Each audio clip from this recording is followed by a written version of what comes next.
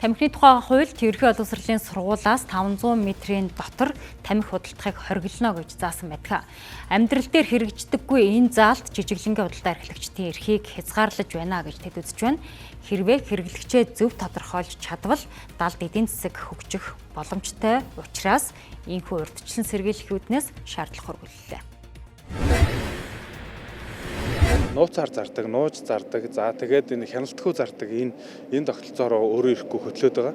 За энэ нь болохоор яаж ийм нөхөр одоо нөгөө бага насны хүүхдэд зарахгүй гэдэг энэ одоо бидний одоо энэ хуулийн дээр орж байгаа заалт малт нь өөрөө ингээд зөрчигдөд байгаа. За энийг бол нэг энэ хуулиас эсвэл огт авчаач эсвэл нэг 200 м ядаж болгооч гэдэг ийм санал хөрвүүлж байгаа. Энэ хэрэгжихгүй одоо нөгөө эрэлт байгаа учраас нийлүүлэлт байна гэдэг зарчмаараа энэ бол ингээд далд хэлбэрийн бизнесийг дэмжиж байгаа ийм хэрэгжихэр заалт болчиход байгаа.